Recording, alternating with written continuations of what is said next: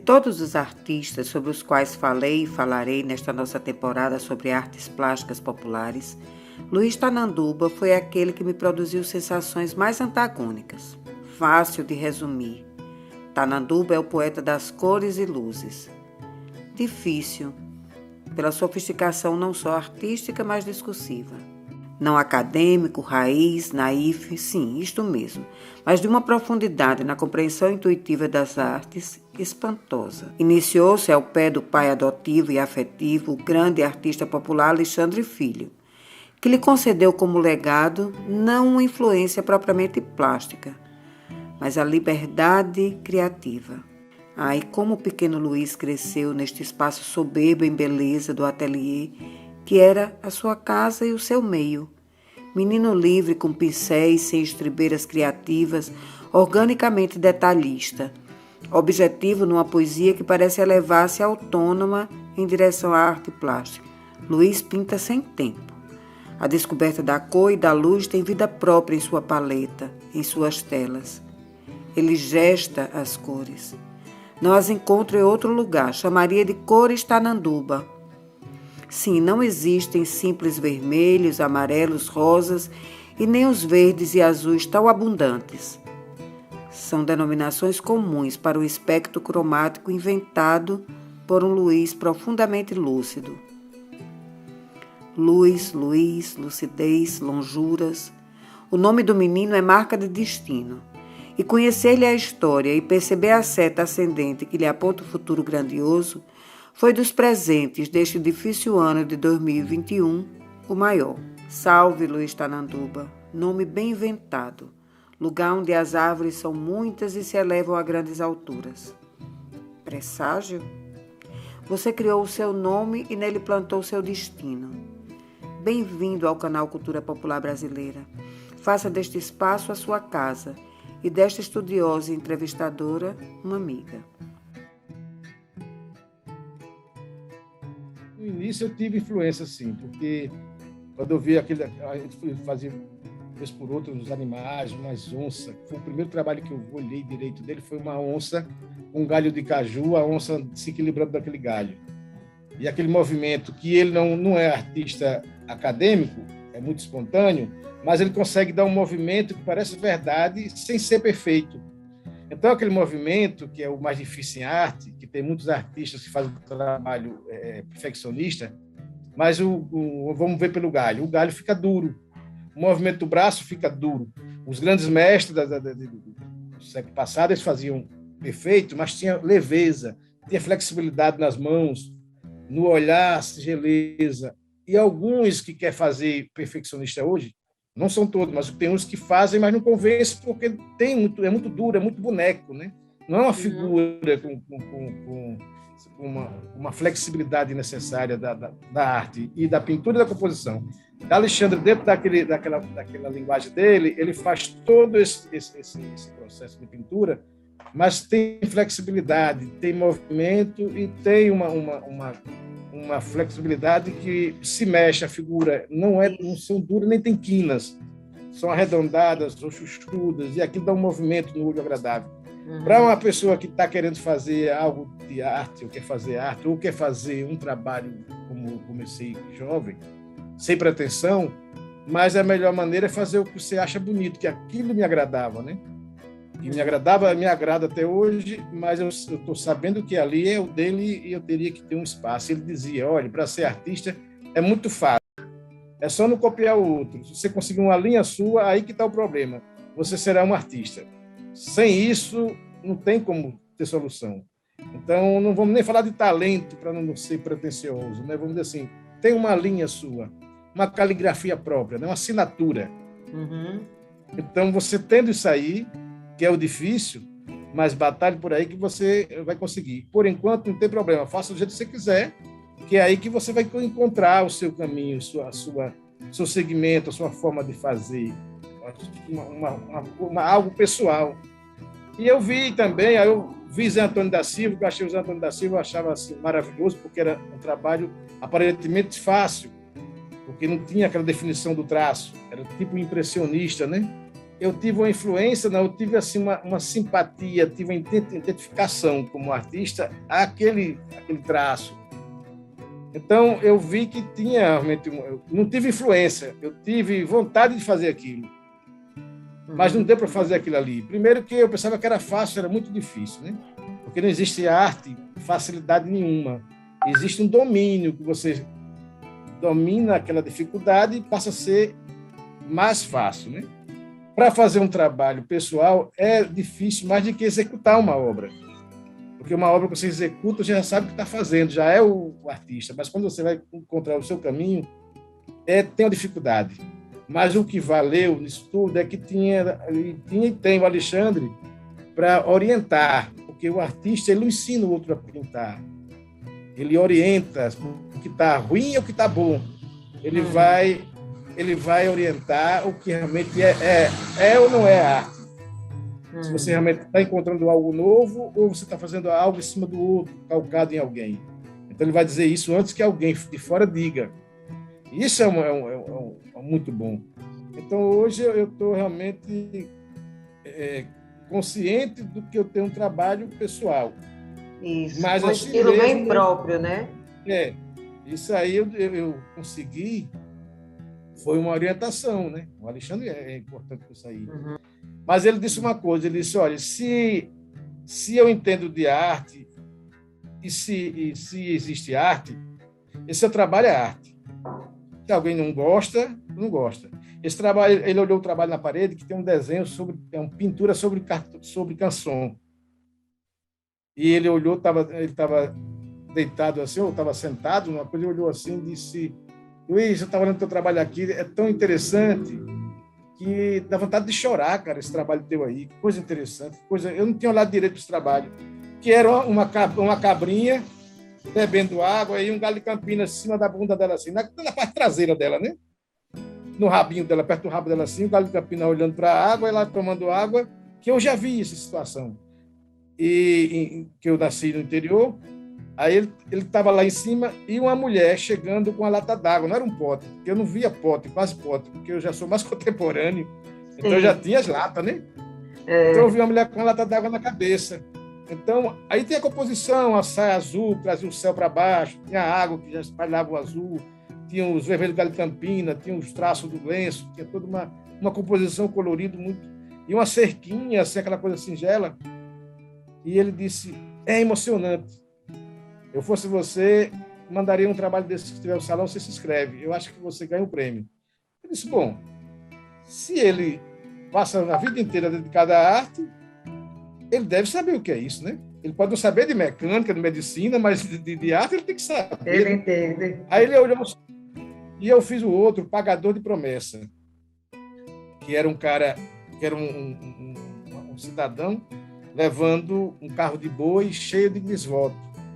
Em cima de um certo morro, assim, de uma montanha, tinha um cruzeiro. Então a ideia é que aquele carro de boi ia dar circular naquela montanha e ia chegar lá em cima, mas não tinha. Tinha só um caminho, mas ninguém viu o caminho. Associava logo o esvoto e cruz, né? E ele também disse, é maravilhoso isso aí. Ele não é dizer isso, ele é dizer assim, isso aí não está legal, não. Tem alguma coisa que não está bom. Mas esses dois trabalhos, ele ficou encucado. E o terceiro, eu me empolguei, disse, vou fazer um para o salão, que são 3, na época eram 3. Isso foi em 91. Disse, são 3, então eu vou fazer mais um. Aí eu disse, vou fazer a favela, eu morei em Guarabira, tinha um lugar que hoje ninguém chama de favela, que não é favela, é um bairro popular lá, que tem lá, né? Sim. É um bairro calçado, asfaltado, tudo direitinho, mas é um bairro popular, de pessoas, moradores simples. Mas é bonito. Você olha assim de fora, vê aquela, né, aquele meio serra, assim, né? A cidade que tem várias elevações, Guarabira é muito bonita, e de repente tem aquele bairro do Nordeste bonito, o nome Nordeste. Não, o nome é bonito, Nordeste, né? Representa muito bem, né? Tem a variedade aí de cores, tem bicho solto na rua, tinha porco passando por. Eu viajei e fui lá para o meio da rua, desenhei, que eu não sou de fazer isso, mas eu fiz, né? Desenhei no meio da rua, eu olhei aquilo ali, voltei lá perto de casa, morava próximo, voltei com o desenho, pintei e botei em cada casinha que eu podia botar um número de um partido. 13, botei a casinha vermelha. Aí botei o 15 azul. Aí na época era PMDB o 15. Aí saí botando os números. E aí botei um pichador, alguém pichou alguma coisa ali, algum negócio. Ficou interessante. Aí foi 80/60, mais ou menos, o desenho sobre cartolina, pintura. Mandei para o salão, ganhei o prêmio de artista daqui de João Pessoa. De onde veio esse nome, Tananduva? Eu estava em Guarabira, principalmente em 91, eu estava em Guarabira nessa época, e eu perguntei, eu disse, olha, teu nome Luiz Antônio não é legal, porque é muito comum. Se você botar o nome Luiz Antônio, vai entrar em confusão. Daqui a pouco alguém pensa, deve ser meu primo que estudou comigo, deve ser alguém.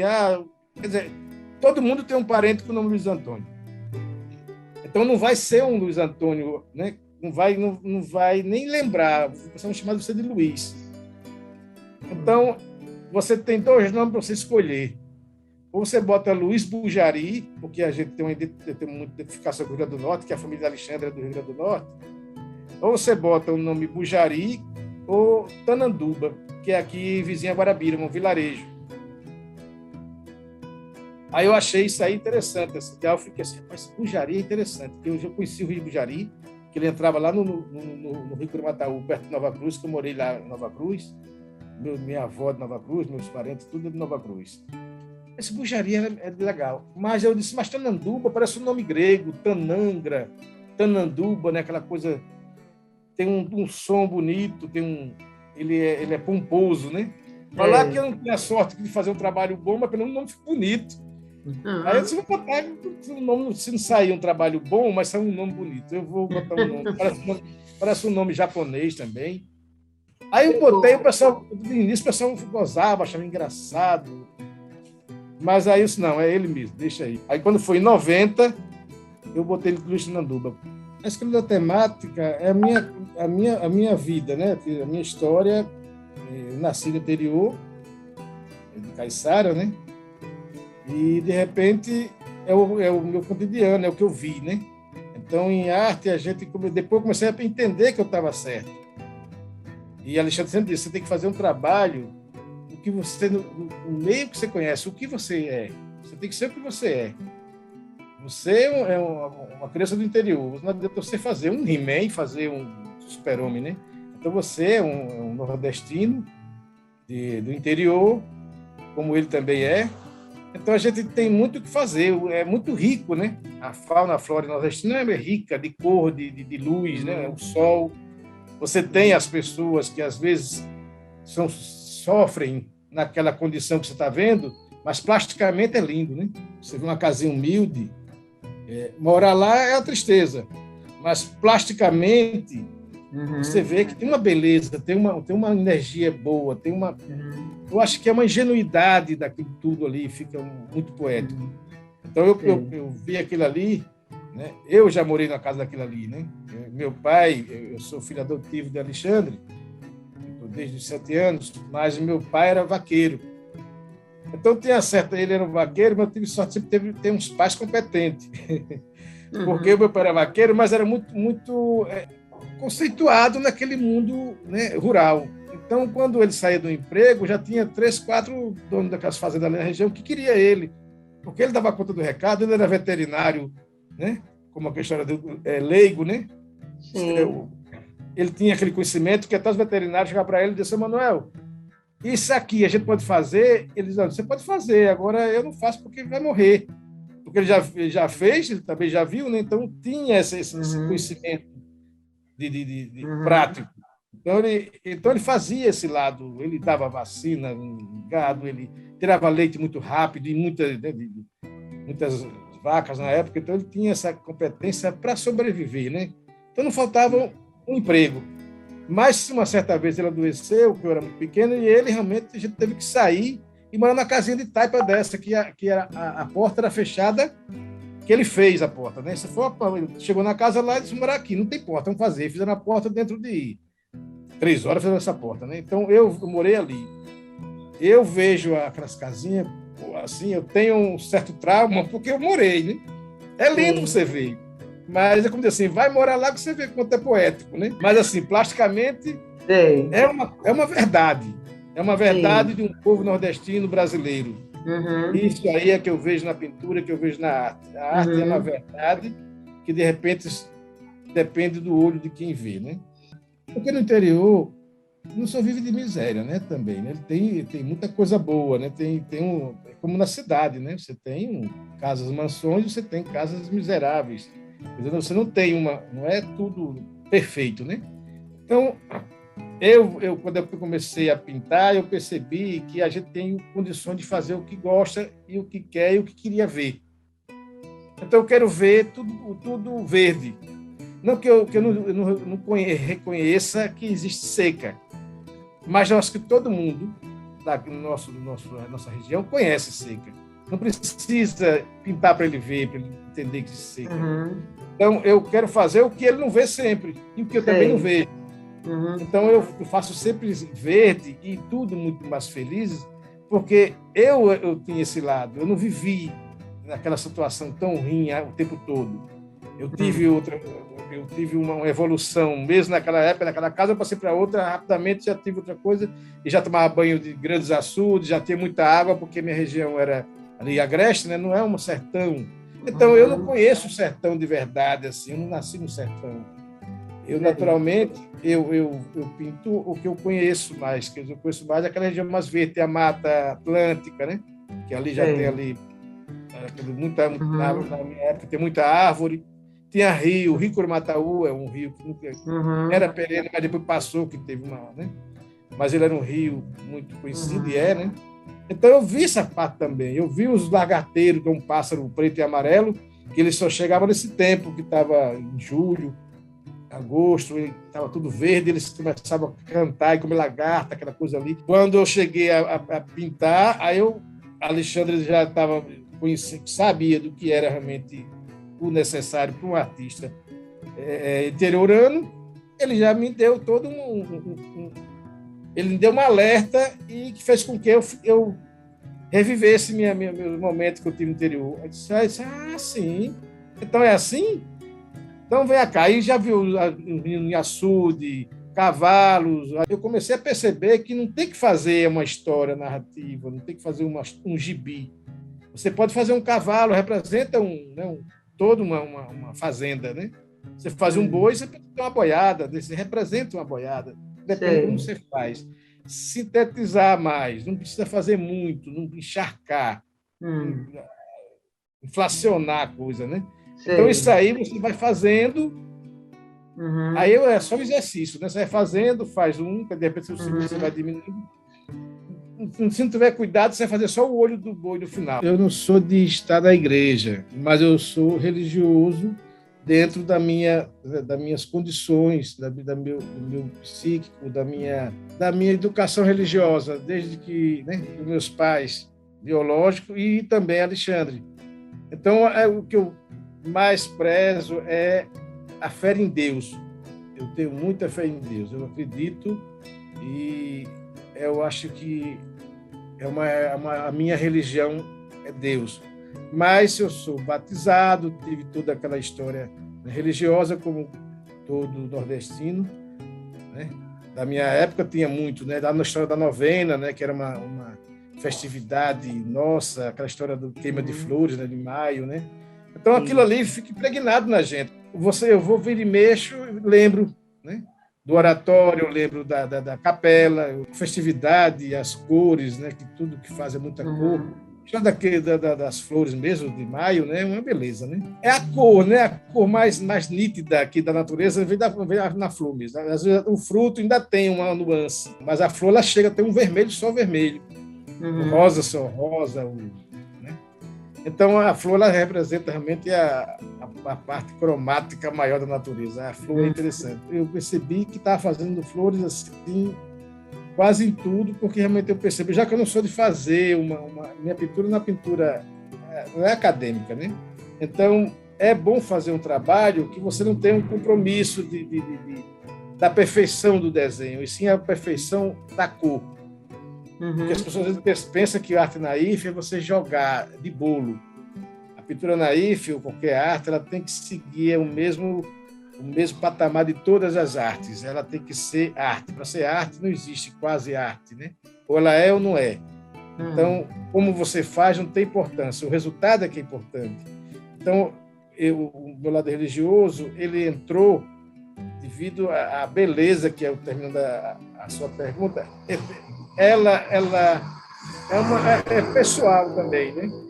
E quando eu faço uma santa, eu faço como eu lembro muito da minha mãe, né? Que é uma pessoa que rezava no terço, rezava também as pessoas, questão de olhado, ela fazia aquela novena, ela ia para a procissão de Frei Damião. Então, aquilo ali, cada vez que eu pinto uma obra de arte que tem um santo, eu me arremete à minha mãe e aquilo me faz bem. Pintar santo, para mim, faz bem. Então, tem uma pessoa que falou para mim uma certa vez no Face, no bate-papo do Face, ele entrou lá e eu fui ler o que ele estava escrevendo e ele disse: Tananduba, eu sou seu fã, adoro seu trabalho, cara, me emociona, eu moro aqui na Suíça, sou músico, tal, lá vai. Eu fiquei todo empolgado para ouvir o que ele ia dizer, né? Ele disse: olha, mas não faça flores não, que jarro de flores é muito vulgar, isso não é legal, para você um grande artista, não precisa fazer flores, você é maravilhoso, você faz seus trabalhos, suas vaquinhas maravilhosas, eu fico emocionado, isso, porque falou tanta coisa que ele conseguiu a me aquietar. Mas eu disse: olha, eu pinto flores, não é para ter que vender, nem para ser vulgar, é pela beleza que eu vejo, eu tento buscar na flores o que eu acho que eu vejo nela, né? Eu vejo flores daquele jeito, então pode não ser as flores, então eu acredito que não é uma flor do que já fizeram, é uma flor que eu fiz. Isso. Aí, depois de um ano e meio, mais ou menos, aí sai uma capa de uma revista na Suíça com um jarro meu. Aí eu disse: interessante, tá vendo aí? Se não tivesse jarro, não tinha saído. Na Suíça, o quadro que eu fiz foi intitulado Primavera. E o poema de Pablo Neruda, tem um poema dele que é Primavera. Pegaram o poema de Pablo Neruda, publicaram na capa as letras, né? E o quadro meu também na capa. Então ficou a letra de Pablo Neruda e o quadro de Tananduba. Aí fizeram a matéria. Aí fala que eu debutante no Tananduba na arte internacional, que eu não sei como que eles disseram isso aí como vídeo, porque perto de Pablo Neruda todo mundo é menino, né? E de Pablo Neruda todo mundo é um grão. É um máximo, né? Então estava o sul-americano Luiz Tananduba e Pablo Neruda sendo homenageados nessa revista na Suíça, mais precisamente em Lugano. É uma coisa tão interessante que você fica assim.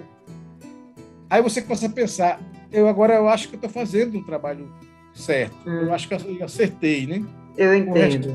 O restante é sorte, né? Porque é o seguinte: uma capa de uma revista dessa é para uma de Janeira, a capa dessa é para uma Tarsila do Amaral. É de se esperar, realmente. Uma capa num país realmente que valoriza a arte, mas também sabe também, né, dar a sua não ultrapassar o limite. Cada um tem o seu espaço no devido tempo. Eu só faço divulgar no Facebook. Eu boto meu trabalho lá. E, de repente, passa ele anda muito, né? Ele tem muitos blogs, tem blogs aí especializados em artistas internacionais, que de repente eu vou lá procurando o nome Luiz Tananduba, boto Luiz Tananduba Naif no Google. Aí eu encontrei agora há pouco, Museu Virtual da Imagem de Córdoba. Então ele pega todos os pintores argentinos, tipo clássico, neoclássico, né? De 1600, de 1700, 1700, 1800, 1900. Aí pega toda essa gandaia boa e, de repente, eu estou olhando lá, vou olhando aquele trabalho bonito, a pintura técnica arrojada, que maravilha. Aí me bati com Tarsila, digo: você tem uma brasileira aqui. Aí eu fiquei: Tarsila é o máximo, né? Tá bem, eu olhei e tal. Aí vou olhando, não tem o que fazer, fui descendo. Cheguei em 2014 e deparei com Tananduba. Digo: que loucura é essa? O que está acontecendo? O que eu estou fazendo aqui? Pegaram um texto, uma advogada e escritora, que foi um texto muito bom, traduziram em espanhol e botaram na página, divulgando meu trabalho nesse museu brasileiro. Eu consegui ver, eu vi tudo, fiquei empolgado, eu só vi 2 brasileiros, Tarsila do Amaral e Luiz Tananduba. Isso eu fiquei empolgado. Olha aí. Para mim, é muito importante porque eu trabalho para alcançar um resultado. E esse é uma soma, né? Então, eu teria, se eu não ficar satisfeito com isso, eu sou doentinho da cabeça, né? Então, eu tenho que ter, pelo menos, a felicidade de não ficar deslumbrado, né? Mas ficar consciente, né? Porque uma coisa é você tem que ser consciente do que você pode e o que você é, né? O que você pode fazer, o que você já fez. Olha, eu talvez, se eu pintasse muito, eu tivesse melhor, né? Mas a própria situação, o que eu faço, não me deixa assim, não é fácil para pintar, ter uma produção grande, né? Isso é como um bolo, né? Você pega um bolo, se ele diz que é 1 hora para estar realmente pronto, você não bote 1h10 e queima. Mas não tire antes, que não está no ponto, então estraga, né? Então, minha pintura, meu trabalho, eu tenho esse zelo. Pode até achar que é frescura, isso é frescura. Não, não é. Frescura seria que eu estivesse filosofando sobre ela. Eu estou falando da prática mesmo, do suor. Então, ela exige que eu pinte 5, 6 vezes, às vezes, as cores que eu quero chegar àquela luz. Porque eu não me preocupo com a sombra. Eu sempre vejo o seguinte, eu pinto a luz. O que sobra é sombra. Entendeu? Se eu faço um braço, eu faço um efeito de luz aqui em cima, não preciso procurar a sombra. Porque a sombra, ninguém pinta a sombra. Ela é um resultado da ausência da luz, né? E a sombra é a ausência da luz. Então, se você faz luz em cima, embaixo, já fica mais escuro devido ao tom que subiu. Para fazer um resultado de arte, você tem que ser igual a todos os grandes artistas. Então, aquela história, eu tenho que fazer todos os meus livros, custe o que custar. Então, você sabe, se eu terminar um trabalho amanhã, eu tenho um resultado financeiro. Mas se eu sei que o trabalho só termina daqui a 8 dias, então eu posso ficar realmente apertado financeiramente, mesmo sabendo que poderia ter esse dinheiro na minha mão. E mais, como eu tenho vendas até novembro. Eu tenho uma encomenda até novembro. Não posso botar o preço alto, porque aqui o mercado nosso ele ainda é tímido, ele não tem esse né?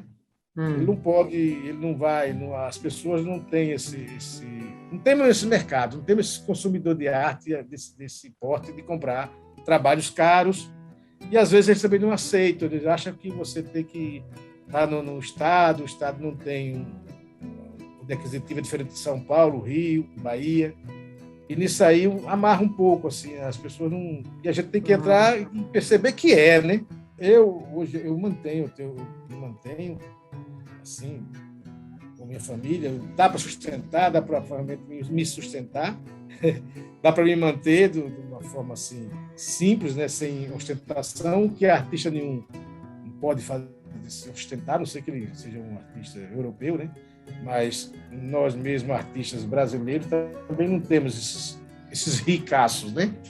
Temos artistas que vivem bem, mas eu não conheço um artista brasileiro rico, né? Eu um artista que tem apartamento em Nova York. Então, a gente vive nessa vidinha pacata, mas feliz, porque estou fazendo o que eu gosto e está dando para comprar o feijão, a batata, está ótimo. Né? Não reclamo de nada.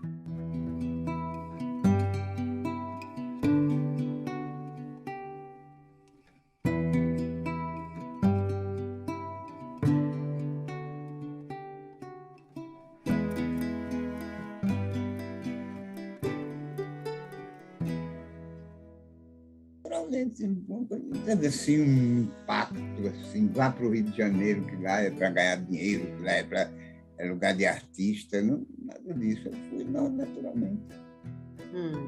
E lá comecei a pintar. Se você gostou deste vídeo, dê um like. E se você gosta da ideia de preservar a cultura popular, siga o nosso canal. Até a próxima!